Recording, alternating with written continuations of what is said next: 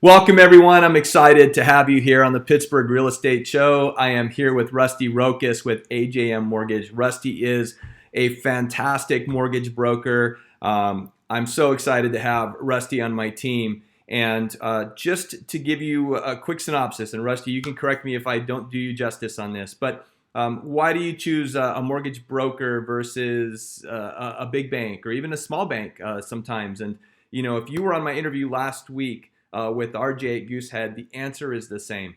The broker has the ability to go to any and all of those banks in most cases and get you the best product that truly fits your specific needs and where you are financially, whether it's great credit or not so great credit, whether you're self-employed or you have a regular traditional job. And so a lot of these little nuances, oftentimes, even the type of financing, there are lenders that specialize in certain areas.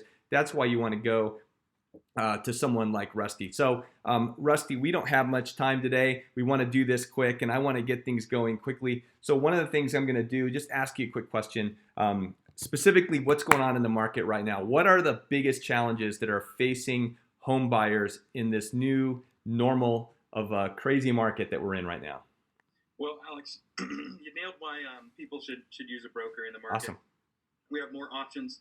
And that's, I think, the biggest thing. And with the challenges in the market, with how they are putting in new guidelines, new rules, tightening up on credit, asking for higher minimum credit scores, more down, they have new requirements because they're trying to basically watch the risk from that standpoint. So we see on that end, the biggest thing is that I could say is that I have options for you that a bank only has one set of guidelines, where I get a different set of guidelines.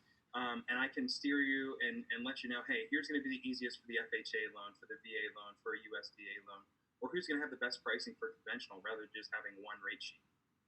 Okay, awesome. That's great. So some of these challenges, what are some of the things that buyers have to deal with right now? Right now, we're seeing minimum credit scores need to be a little bit higher than what they were. If you had a pre-approval before this, 30 days, 45 days ago, go back to your broker or make sure that you call your bank and say, hey, do I still qualify? We see people that are furloughed, people that are laid off right now. If you do not have employment right now, it is not a great time to go ahead and buy a home. You have to pump the brakes on that. And for some people, that's pretty straightforward. For other people, they're still trying to buy a home and they're furloughed and they don't have employment right now. Once you're back to work, normally I have some lenders, as soon as you're back to work and have a pay stub, you're good to go. Some are requiring 30 days just to make sure there's stability there. So whenever they're lending to you, they know that you're going to be able to pay your mortgage. So let's touch on that again. I have a pre-approval, but you're telling me that, hey, your pre-approval may not be as solid as it was before. Why is that? Well, COVID has changed the rules. The lenders look at it and they're looking at you're riskier now. Maybe you were a 600 credit score and that was fine for FHA. Now their minimum credit score that they're taking for that loan is 640 or 660. So if your credit score has not risen, they're looking at this going, hey, you don't qualify anymore. So before you go out with your realtor, double check your pre-approval. Please make sure you're updating them with your clients as well, just to make sure that, hey, we're making a solid offer and we're going to be able to purchase this house at the end of the day. That's the biggest thing that I see that I think buyers should go ahead and double check on before they go out and make offers here whenever they let you guys out of the gates and we see all the listings come on the market here shortly.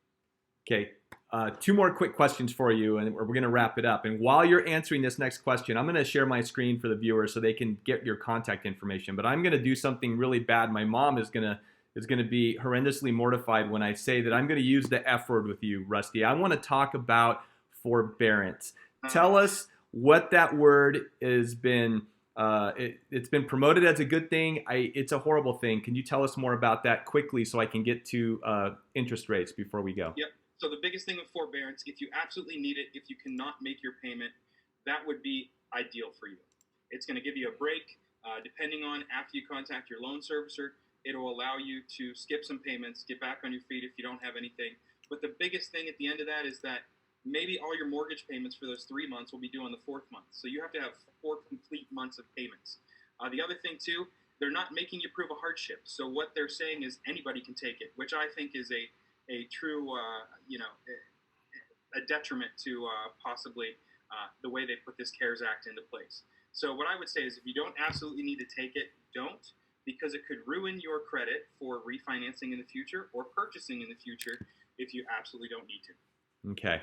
Now, not doing you justice here on the time, but 30, maybe 40 seconds. Let's talk about interest rates and tell folks out there, whether they're buying or refinancing, what they should be expecting either right now and maybe in the future. Right now, we see interest rates have built-in risk, so they're coming down. They're not quite where they should be for all the refis. Now, some people for refis, it makes sense if you have that interest rate that's over 4%. We can get it down a full point depending on what your situation is, most likely. That's what I try to do with people. But we're going to see rates continue to go down once we get the economy back to work. We're probably going to see them down to the threes and down in the threes for a while. So great time to purchase, great time to go ahead and look at a refinance. And the biggest thing that I do for my clients is I want to make sure the refinance makes sense. It's got to make sure that there's a return on investment. It has to make sense for the time you're in the house, and that it truly is a benefit to you at the end of the day. And that's what we do as a broker. We get to analyze that for you. Awesome. Okay, that's great. Time flies, Rusty. I appreciate your time. And folks, I want to tell you this. Even if you're already pre-approved to go for a mortgage, I would highly recommend you give Rusty a shout. You see his information scrolling on the bottom of the screen right now. You got nothing to lose to get a second opinion. He is best out there. And thank you, sir, for sharing your knowledge with the viewers. And folks, I'll see you next week with another great professional to introduce you to. Thanks, everyone. Stay safe, and we'll talk to you soon. Thank you, brother. I appreciate your time. Thanks, Alex. All right.